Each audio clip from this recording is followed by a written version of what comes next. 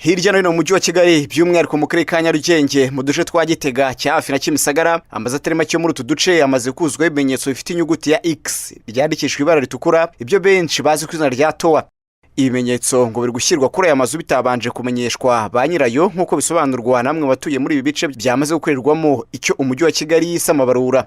Twebwe twavuye aho twari twagiye ku kazi no mu yindi mirimo itandukanye, dusanga icyapa bagishyizeho ntabwo bigeze batubwira.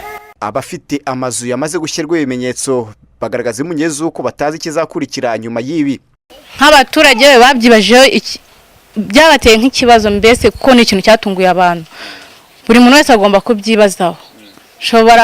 Shobora kuza leta ikavuga ati nimusohoke nta kintu babahaye, ariko bagomba kubateguza bakabaha niyo nteguza, bakabaho n'ayo mafaranga bagashaka ubundi buryo bajya gushaka ubundi buzima. Ubuyobozi bw'umujyi wa Kigali he nabwo buri inyuma y'ibikorwa bavuga ko abaturage bafite amazu yashyizweho ibimenyetso ko nta mpungenge bakwiye kugira, ngo cyane ko ibi biri gukorwa ari amabarura y'ibanze, ngo bityo ngo nta mpungenge zikwiye kubaho.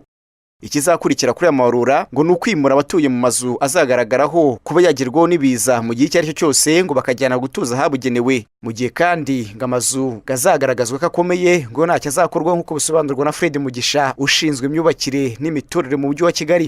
Tubashakiraho kuba ni ukuvuga ngo nitumara kubamenya nibwo hongera kujya iyindi ntambwe yo gushakira icyo dukora, reka tumenye umubare wabo, tumenye se amazu barimo ameze gute, amafaranga dushobora kuba kubishyura kugira ngo bave hari ahantu tubashakira hari araboneka. Kugeza umujyi wa Kigali ukomeje kurwana urugamba rwo gushyira mu bikorwa igishushanyo mbonera cy'umujyi, nubwo kugeza ubu harabona ko bitazapfa koroha. Ibice bivugwa byubatswe ahantu hiswe mu manegeka cyangwa mu kajagari byose bigomba gusenwa ngo bikubakwamo amazu ajyanye n'icyerekezo uyu mujyi wifuza.